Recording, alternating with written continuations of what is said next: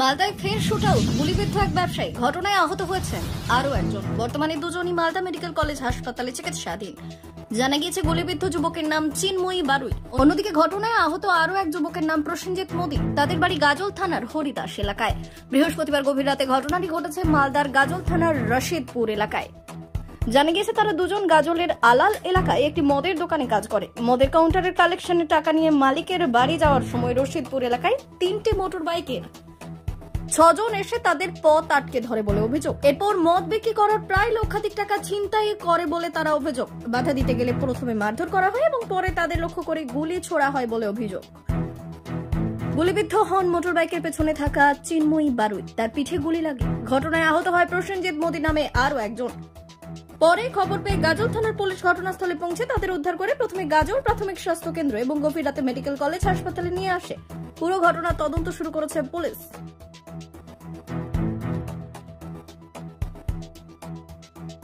কালকে ঘটনাটা হয়েছিল যে আমাদের আলাল দোকান থেকে ওরা দোকান বন্ধ টন্ধ করে আসার পর মাঝ রাস্তায় ওরা স্কুটি নিয়ে আসছিল দুজনে।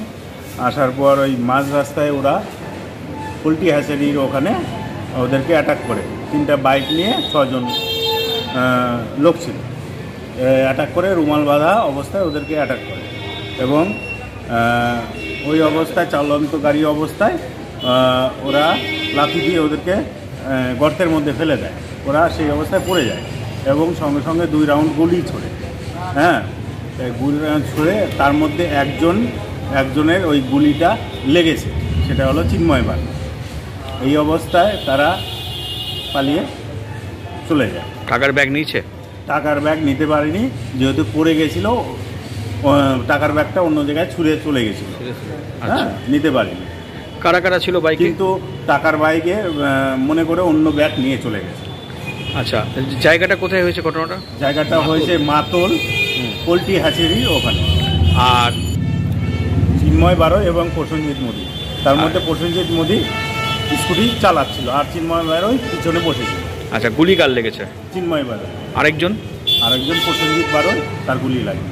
গুলি লাগেনি, সে আহত? আহত। আচ্ছা, তারপর আপনারা কোথায় আসলেন? তারপরে ওই অবস্থায় ওরা আহত অবস্থায় আমাদেরকে ফোন করে। আমরা সঙ্গে সঙ্গে মোটামুটি 10-15 মিনিটের মধ্যে সেই ঘটনাস্থলে পৌঁছে দেখি তাদের আহত অবস্থায় এবং সঙ্গে সঙ্গে গাজল হসপিটালে নিয়ে আমরা উপস্থিত হই। তারপরে গাজল হসপিটাল নিজেদের মতো করে একটা ট্রিটমেন্ট করে, কিন্তু পরবর্তীতে দেখা যায় যে একটা ক্ষত, গুলির লাগার একটা ক্ষত আমরা দেখতে পাই, ডাক্তারও দেখতে পাই। সঙ্গে সঙ্গে ওনারা রেফার করে মালদা মেডিকেল হসপিটাল। কোথায় আছে এখন বর্তমানে? মালদা মেডিকেল থেকে আমরা রেফার করে ছুটি নিয়ে আমরা এসে দিশারি নার্সিংহোম। যারা গুলি করেছে তাদেরকে চেনেন? না, আমরা চিনতে পারি। এদের উদ্দেশ্য কি ছিল? এদের উদ্দেশ্য অবশ্যই ছিনতাই করে টাকা লুটপাট করা। টাকা নিয়ে যেতে পারেনি? টাকা নিয়ে যেতে ভুলবশত অন্য ব্যাগ নিয়ে ওরা চম্পট দিয়ে। আচ্ছা, আমরা লিখিতভাবে যাইনি এবং বলতে পারিনি যে সহজমিনে গিয়ে পুলিশকে জানিয়েছি এবং আইসি স্যারের সাথেও কথা হয়েছে এই বিষয়ে। আইসি স্যার নিজেও পদক্ষেপ নিয়েছেন এবং সঙ্গে সঙ্গে স্পটে পুলিশের লোকও গিয়েছিলেন ওই সময় রাত্রে। আচ্ছা, এখন যে চিন্ময় বারুই, উনি অবস্থা শোচনীয় অবস্থায় আছেন। আপনার নাম? আমার নাম অশোক বিশ্বাস। কে হলেন আপনি? আমি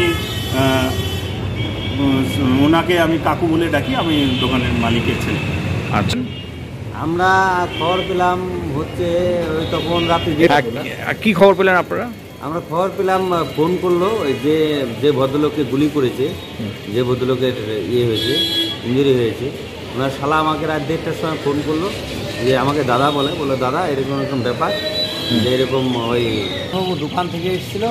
তো আসার সময় ওনাদের মাঝ রাস্তায় ওনাদেরকে কিছু দুষ্কৃতী পাকড়াও করে দোকান থেকে টাকানোর উদ্দেশ্যে ওনাদেরকে ওই বাইক নিয়ে যাচ্ছিল। পিছন থেকে ওদেরকে আর একটা বাইক দিয়ে লাথি দিয়ে ফেলে যায়। নিচে পড়ে যাওয়ার পরে আপনার ওরা ওই দুষ্কৃতীরা 2 রাউন্ড গুলি করে এবং ওখান থেকে এই দোকানের মালিক এবং আত্মীয় স্বজন যারা যায়, বন্ধুবান্ধব, গিয়ে ওখানে ওদেরকে উদ্ধার করে নিয়ে আসে, গাজল হসপিটালে ভর্তি করে। ওখান থেকে প্রাথমিক চিকিৎসা করে। ওনারা একটা আনুমানিক পিছনে দেখে যে একটা মানে ব্লিডিং হচ্ছে, ওখানে বুলেটের একটা আছে, মানে গুলির একটা চিহ্ন পাওয়া যাচ্ছে। তো ওখান থেকে ওনারা রেফারেন্স করে মালদা মেডিকেল কলেজে। তো ওখান থেকে মেডিকেল কলেজে নিয়ে আসে, তো নিয়ে আসার পরে তো ওখানে চিকিৎসা চলে। তো চিকিৎসা এখানে কে ভর্তি আছে?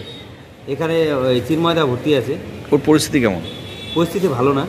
ও মানে যার উদ্দেশ্য ছিল টাকা ছিনতাই। তো এই হ্যাঁ, আমরা আতঙ্কে হচ্ছি, তো আতঙ্ক হচ্ছি না? এত বড় একটা ঘটনা, একজনকে গুলি করে দিল ছিনতাই বাস। পুলিশকে বলেছেন? হ্যাঁ, পুলিশকে তো অবশ্যই বলা হয়েছে। আইসি সাহেবের সঙ্গে আমার বেশ সকালেও মর্নিংও কয়েকবার কথা হয়েছে। আপনার নাম? আমার নাম ঝন্টু ভৌমিক। কে হলেন আপনি? আমি চিন্ময়ের ওই সম্পর্কে ওই সুমন্দি হই আর কি, এমনি দাদাভাই সম্পর্ক।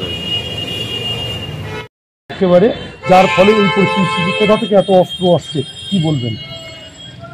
দেখুন, দুষ্কৃতকারীদের কাজ দুষ্কৃতকারীরা করছে, আর প্রশাসন কঠোরভাবে সেগুলোকে রোধ করছে। এটাই সরকারের নীতি। এখন সমাজ যখন আছে, দুষ্কৃতকারীরা থাকবেই এবং তারা তাদের অপরাধ করার চেষ্টা করবে। আমরা প্রশাসনিকভাবে চেষ্টা করব যে তাদেরকে দমন করার। এখন গুলি চালিয়েছেন, কি ব্যাপারে চলেছে এবং সেই দুষ্কৃতকারীকে ধরে উপযুক্ত শাস্তি দেওয়াই হচ্ছে আমাদের সরকারের লক্ষ্য। কি মনে হয়, নাকা চেকিং বাড়ানো উচিত? আর কোথা থেকে আসছে এত অস্ত্র? দেখুন, ভারতবর্ষের যা পপুলেশন, সেই পপুলেশন অনুযায়ী সেই কোনো রাজ্যে বা কোথাও সেই অনুপাতে পুলিশ বা প্রশাসন নেই, পুলিশ নেই। সুতরাং মানুষকে সচেতন হওয়া দরকার আছে। এইসব প্রশ্রয় যদি হয়, পুলিশকে ইনফরমেশন দেওয়ার দরকার আছে। পুলিশের কাছে যত ইনফরমেশন যাবে, পুলিশ নিশ্চয়ই ব্যবস্থা নেবে এবং মানুষ যতদিন সজাগ না হবে, মানুষকে সজাগ হতে হবে। সেই সজাগ হলে, পুলিশকে ইনফরমেশন করলে এইসব দুষ্কৃতি রাজ বন্ধ করা সম্ভব।